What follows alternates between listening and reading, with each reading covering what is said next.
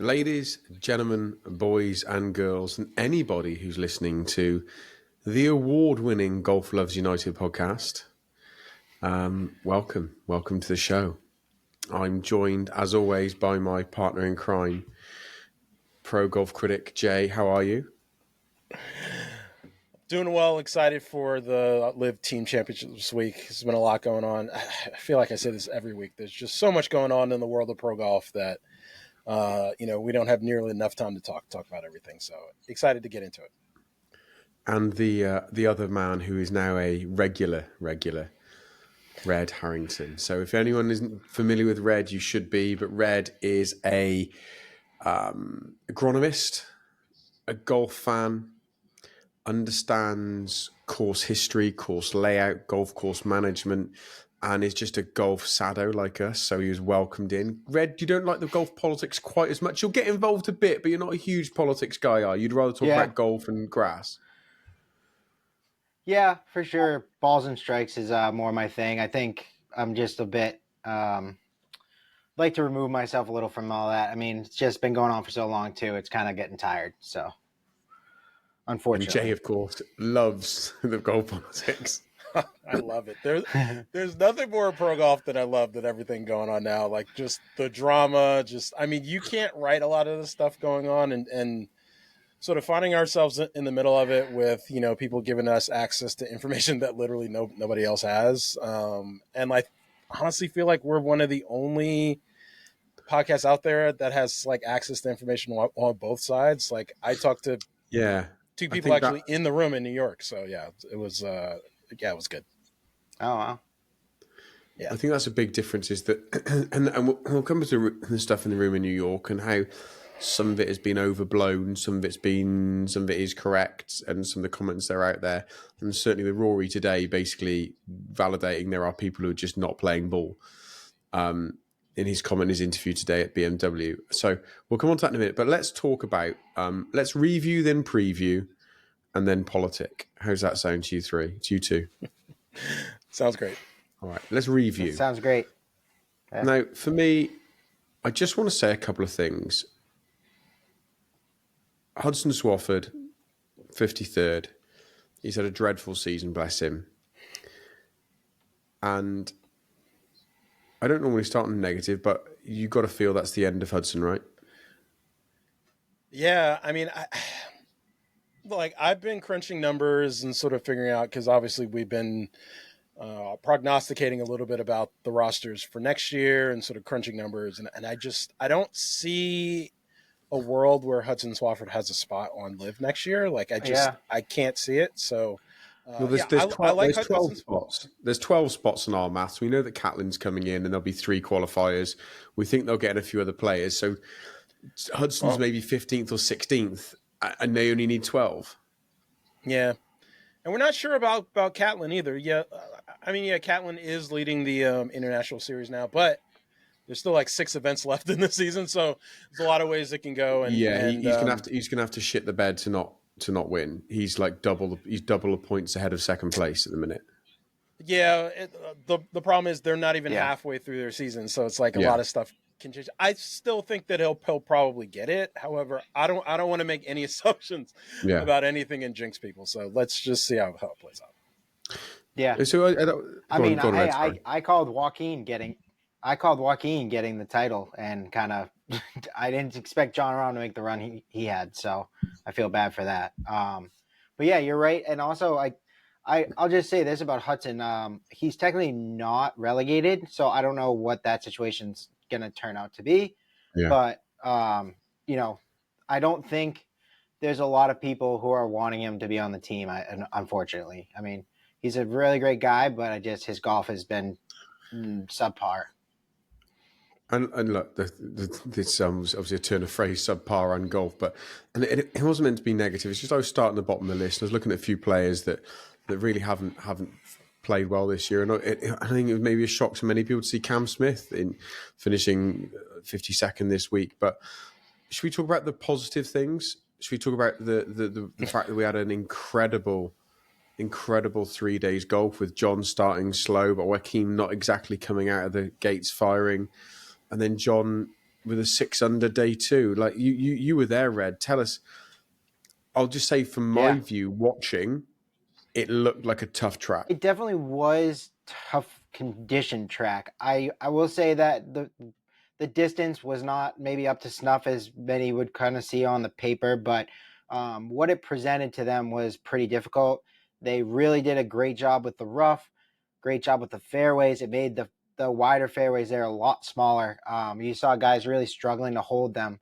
So a lot of balls running out in that rough, and the greens were firm as they've really seen all year. And yeah, it was a pretty good test. It really the way they conditioned the golf course, it was far better than what people were kind of telling us it was going to be like. That's for sure. Yeah, I agree with that for sure. Yeah, but no, I think no, it's funny. People obviously they accuse me of being a LIV stan and not being critical about LIV at all, and which is, I mean, for the most part, probably true because I like LIV and I enjoy most things about it, and I'm very realistic about how young it is and how many headwinds they've had and all that. So trying to criticize it in a vacuum is just like totally stupid to me. That being said, everybody knows that I was not a fan of this golf course. Like I think that they went to Bolingbrook for very specific reasons. I've been gleaning positives out of it. Like I love the fact that they went to a municipal public track outside of Chicago that I know somebody playing it tomorrow. Like, I mean, I think that that's a really cool thing for sure. Having grown up on public and municipal courses my entire life, like I think that that's great. That being said, LIV is sort of this premier golf league, shout out PGL, this like premier level golf league that like, I mean, I think that they should be playing courses a little bit better than this overall. And this is probably in my bottom 3-4 courses. Like I've been kind of prognosticating about what courses I would want to relegate from LIV. Like we're talking about relegating players. I want to relegate courses. This is probably one of them. Just considering all the other places that we could potentially go in the golf world. Like this week, the European Tour was at Royal County Down, which is one of the best courses in the world. Like that, to me, is like the level of. I see you smirking.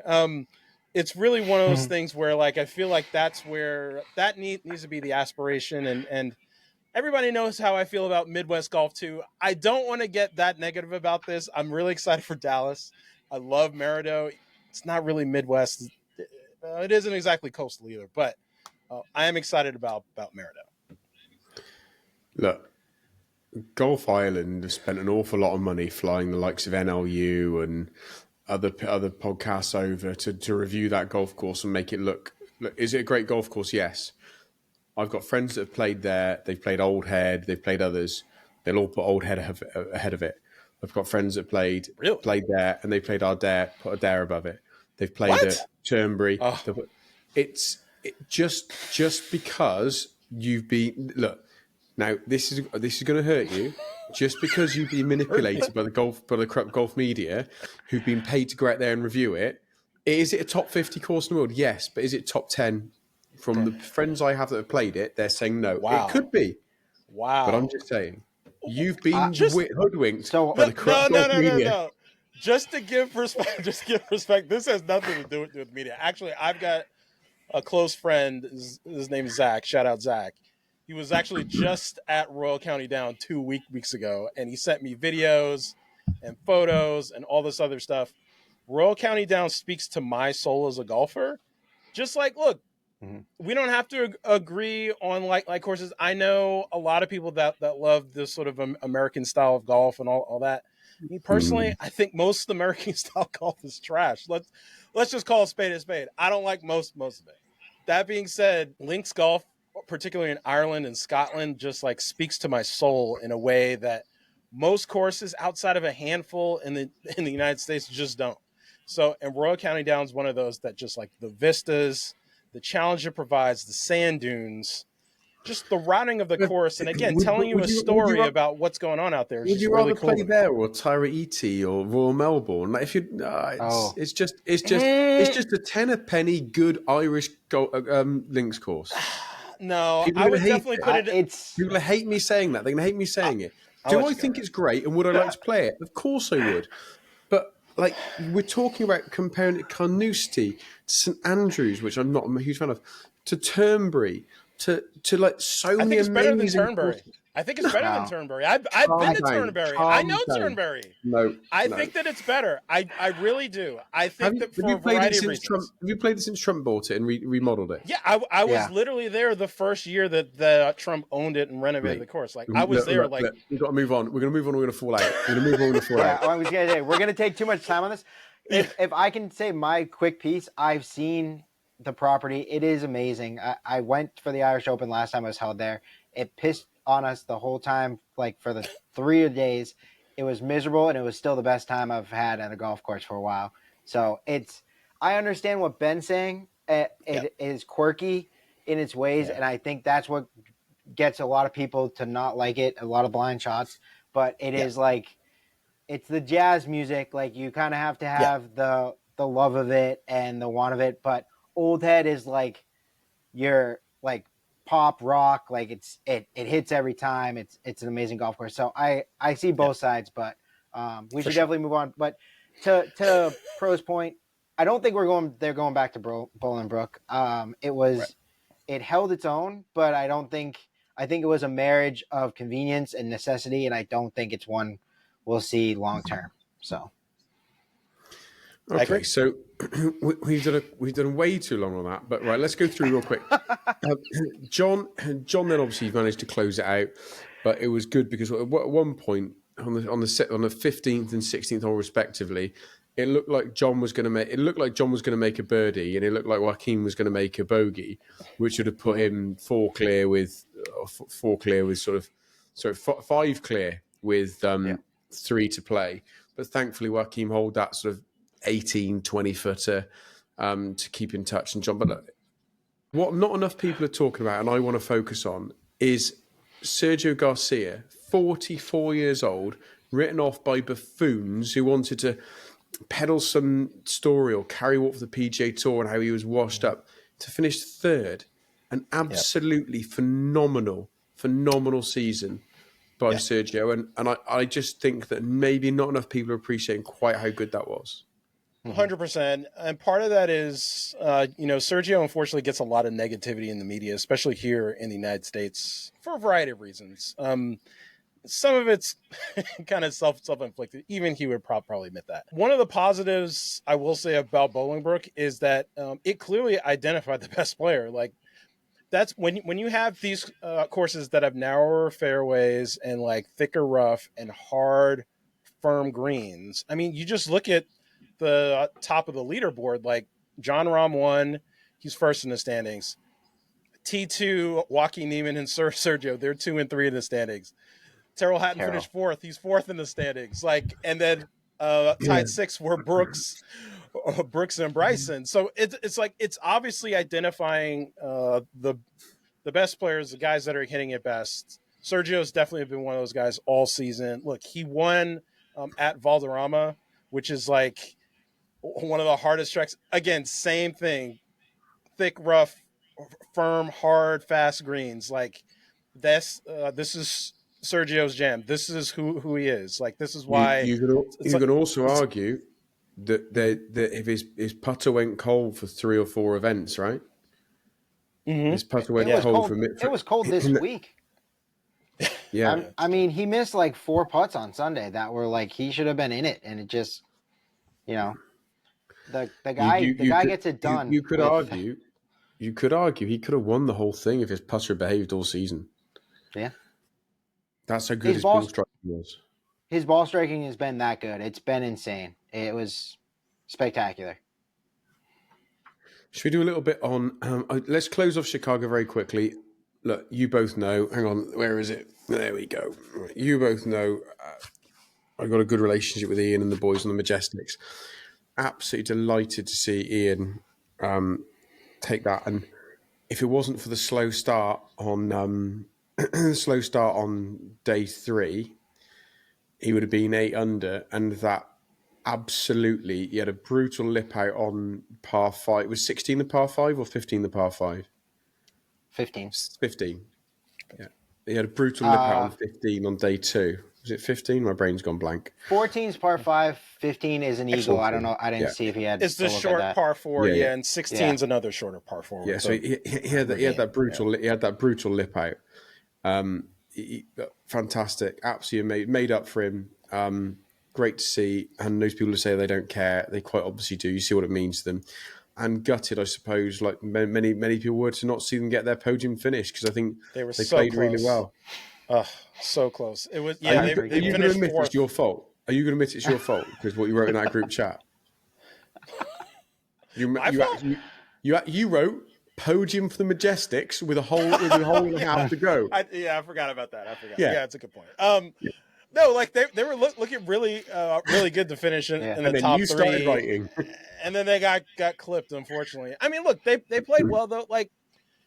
Like even though they didn't podium, I think that they should be very, very encouraged that like a lot of these guys, especially Ian, like who, let's be honest, hasn't played well the majority of the season. Like he played really well, finished 5th. And I think some of the other guys, Henrik Stenson played pretty well the majority of the tournament. He finished top 10. And then Westy and I think Sam Horsfield kind of were laying in the weeds a little bit, but I think that bodes really well for the Majestics in Dallas. Like I think that they could. I'm not expecting them to win, but I mean, whenever you get those guys in match play, you just never know what's going to happen. But like knowing Maridoe the way that I do, I just think that it doesn't feed into their hands the way some of these other courses do. But that being said, we'll have to see what happens. Yeah, I mean, Ian and Henrik could win their points, and they could keep moving up. So I would imagine it's going to be Lee and Sam. So, and the alternate shot. Yeah, I would think so. Just because I feel like Ian Poulter's such a great match play player. Like he's probably gonna be the called upon, and then probably Henrik playing in the singles as well. So you got to think it's that as well. There's no way you can be. And then I just want to talk very quickly about a couple of the players that dropped out, but we'll talk about them properly in a minute. But more so, Carlos Samoya. He was heartbreaking. He is above the cut line, and he's just pumped one into the cornfield, into the head high rough. Yeah, that's bad. It's always hard to cry for someone who's just earned $4 million, right? For playing golf. But where are you always got to be human about it is that's his career. That's what he wanted to do. And he was literally one errant tee shot away from staying in LIV. One tee shot. I know he's not played well enough all year to warrant it. I understand all of those things. But being prisoner of the moment, in that very moment, he's played 49 holes brilliantly to put himself inside that zone where he can stay. And he's just blazed one right. And now all of a sudden, he's taken a drop, hitting out. Yeah. It's just... Yeah. It's honestly... it's one of those things that makes golf so compelling in a lot of ways too. Like that's why I watch golf a lot of times, is because at the end of these tournaments, like not only at the top of the leaderboard, especially particularly talking about LIV, there's so much going on at various parts of the leaderboard. Yet the individual top, there's always going to be, some sort of competition who actually wins. There's so many games within the game, and this was one that was really, really intriguing to me. Even though he played pretty well, he played really well, like the entire tournament for the most part. Finished, top 15. It always comes down to just these very minuscule, things at the end of tournaments. And I'm a little bit biased here. I was rooting, I was kind of rooting for him to make a bogey because I wanted Pat Perez to stay at the top 48. Shout out to Pat Perez who managed to stay in there by a very, very small margin. Except I want to see all these guys play well. I want to see, that's why the competition part is so intriguing, is that you never know how it's going to play out. This is a season-long thing that comes down to the very, very end, unlike some other tours that will remain nameless. This was one that was really interesting. There's a clear line of demarcation between who's staying, who's going. And I think it was box office TV. So I was really, really happy to see how things turned out. It was just really, really exciting. Yeah. Well, I will say too, is like, we're not completely clear because we don't know exactly what the open zone will bring this off season. But yes, no, I do agree with all that. Like, it is great to have the point totals pretty easy to understand. Everybody knew what the score was with Waco and Rahm for the most part. Like, that wasn't hard to understand. And then everything else kind of just figured itself out. And I actually think we might even have to do a mea culpa to our boy HV3. Like, he pulled out a few points and got himself away from that bottom line. Where that's going to end him up next season, I don't know, but it is, the whole thing was great.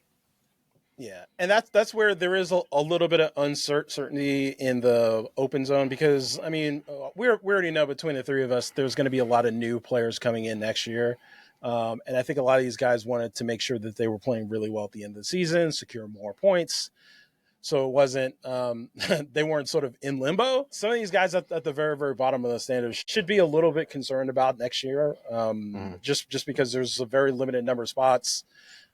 Samuya, I've heard rumors about there potentially being an all Scandinavian team next year.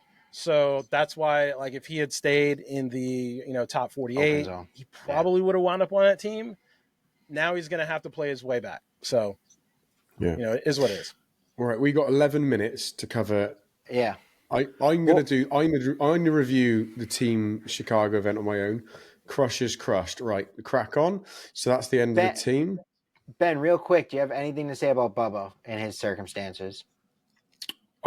We know I've interviewed Bubba. We know I like Bubba. I've got a relationship. I've got this here.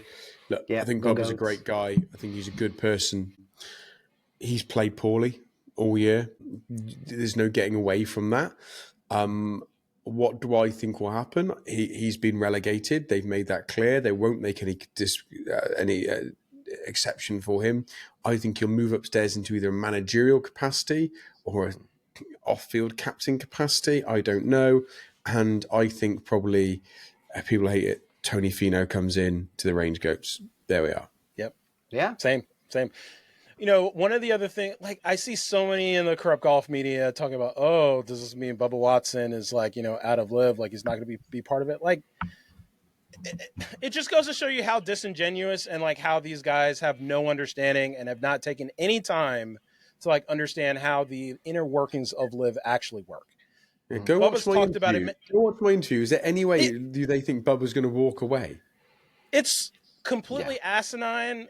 As Stephen A. Smith would say, asinine, asin 11. Like, it's just completely ridiculous that people would have this perspective when all this information is out there. It's completely lazy.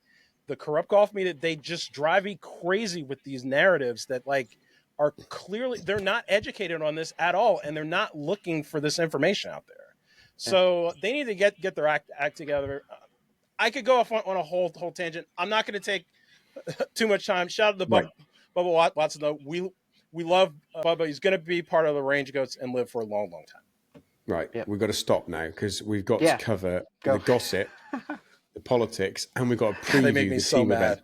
event. Right. Excuse me. Let's preview the team event.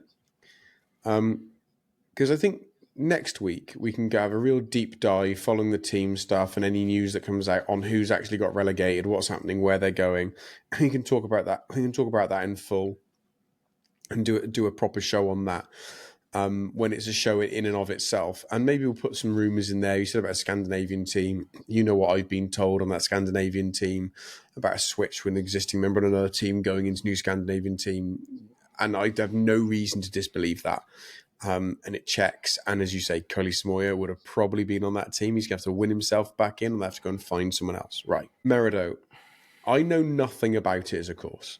So do you, Red or Jay, want to take 1 minute and describe Maridoe? I can let Jay go because I've just seen what the paper stuff has. There's been some coverage of it, and I've seen I watched a little of the Bryson video, but looks like a big boy golf course. That's really all I got. Yes.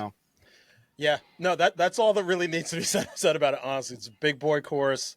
It's going to play about 7,600 yards. Just to give everybody some perspective, the 18th hole par 4. It's playing 546 on the scorecard. So, I mean, we're talking like length is gonna be an advantage. There's not really. I don't think the rough is gonna be up. I think it's gonna be playing pretty firm and fast, and I think it's gonna be playable though. Like there's gonna be a lot of birdies. But that being said, like these par 5s are not short. Like it's playing a par 72, but they have a par 5 that's like 655. So I mean, we're talking, and another one that's 612, and another one that's in the 580 range. So it reminds me a little bit of Doral in terms of like length. There's not quite as much water as Doral, but there's plenty of trouble spots out there as well. So I think it's going to be a really interesting course. Like I've been looking forward to seeing Maridoe all season. I was hoping to be there on site to get a look at it. However, I'll be there next year. I'll book it guaranteed, so I can see it in person. But yeah, I think it's going to be a great course. I think it's going to be a great test. I'm not expecting. Luckily, it's match play, so there's not a ton of. We don't have to really worry about scoring until the final round. But I think there's going to be some big numbers. I think it's going to be a test for sure. And look, we've each got to pick a winner. We each got to pick a winner and a team that you think might perform poorer than we expect. Yeah. So you're picking the Crushers to win? Yeah, I got to go with the Crushers. I will give shout out to Paul Casey, Charles Howell, Bryson, Anabon. A couple of the guys are definitely giving me grief about not picking them last year. So, and until somebody dethrones them, I'm picking them. I just think they have somewhat of a home course advantage. Being Bryson's from Dallas, has played Maridoe a lot, knows the owner really well. Was really sort of helped him sort of get started early on in his career. Albert Huddleston. So yeah, I think Crushers are probably the favorites. The one team that I could see potentially sneaking in there to win, and this would just be the ultimate burn to me because I picked them to win almost every event this season, would be if Torquay comes up in there and wins. Like, I mean, that wouldn't shock me at all. Like, Torquay has been due for a win all year. They're clearly, to me, one of the best 4 teams. Mm-hmm. So even though they finished the season in 5th, I still think that they're... Elephant in the room. The reason they've not been winning is because Mito Pereira. Yeah? Yeah. That's it. Yeah. And they can kind of hide Mito a little bit. So until the end, but yeah. So is he going to show up if he's playing in the pair, which is where he will be? Is Sebastian Munoz going to be able to carry him? Not to say carry him, he's not like a bad player, but you know what I mean. They've got a great potential, especially with it being a long course. Red, who are you going for? Well, my heart says Ripper, obviously. I got to support my boys. I am worried about Cam's form coming in. It did not look like he had it last week, but Mark's got a little something going. He was had a pretty good round Sunday. I actually think it was bogey free. So like that stuff you want to see, obviously, from him. And I just think they can scrap one together. I really like what Lucas is doing. He did a great job at Chicago as well. So I think they're going to have enough pieces to move through. We run into a technical issue with Red there. Oh. So while we wait for Red to reconnect, we run into a technical issue with Red. I will give you my prediction. My prediction, I want to pick the Crushers because we know how much I like the Crushers and how well I get on a few of the guys in there. But I actually think, due to the length across the whole course, I'm going to go for Legion 13. Because Caleb Surratt had a bad event. But as Colin Coward says, if you go and get hammered and you get smashed the day before, the next week you go out and cannot go out and perform. And I'm a big believer in that. Once you've had your ass whooped, you often go out and are good again. So I like the idea of Caleb being a big hitter. I like the idea of John and Tyrrell both playing world-class golf. So you got to put Caleb in a pair with Vincent. Can they win the odd game? Because let's be honest, you're going to have to do really well in singles to beat both of those. So I think it will come down to Crushers versus Legion 13 as my top 2 teams, which is not me making a big prediction because they're the top 2 teams anyway. But I think they're the top 2 teams for a reason. And the gap between those 2 and 3rd is a sizable gap. Yeah. It's 50 points. So it's a sizable gap. When you have 2 of the top 4 players in the league, according to the standings, like, I mean, they're going to be a tough out. No question about it in my mind. Like, I think that I've been doubting Legion all season, much to my chagrin, and I think that it wouldn't shock me at all if Legion won this whole thing. I just think that seeing an expansion team win, I have a feeling these other teams are just they're a little bit more familiar with just the format. There's a little bit more comfort with it, especially Crushers, and like I could see potentially Legion getting upset. That being said, I'm not expecting that. I'm expecting it to be the top 4 teams left for the final round. I'm expecting it to be Crushers, Legion, Torquay, and then that last team, I'm not sure. It could be Smash. It could be Ripper. Could be Firebolt. Maybe the Aces find it. I don't know. I doubt it. Just because they've had such a poor season, but I'm just really excited to see how it shakes out. I think that we've always said we needed more match play tournaments. We're pretty confident we are going to get more match play in LIV as time goes on. I think that this event is just so exciting with so many different ways it can go that I'm really fired up for it. I'm going to try not to root for any specific team because I want to see all these teams do well, but may the best team win, as they say. Yeah. Can you hear me now? You read back. You're going to have to be super fast because we got 2 minutes to do the rest of it. Go for it. Who's going to win? Ripper's still going to be my pick. I have my concerns, but they made it through. They just need to win one match. Then they get into the Final Four. I'm looking for Smash to be in that Final Four too, and I actually think they could play the dark horse and the upset. I just think Taylor's kind of figuring it out. Look for Brooks, Big Boy Golf Course. I don't know Graham, but Kokrak's from the area. I think he'll be comfortable down there. So they're definitely somebody I think you got to watch out for if you're on the other teams. Right, we're gonna have to do the politics in 10 words each. Okay, there's your challenge. 10 words. So my very quick summation of it is: do not expect people who've been paid to take a risk to pay the money back. That's my summation of it. It's definitely not happening.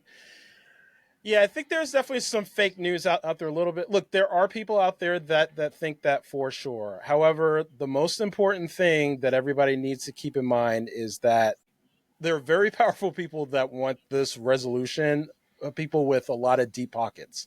Mm-hmm. Usually, in the end, those are the people that win out.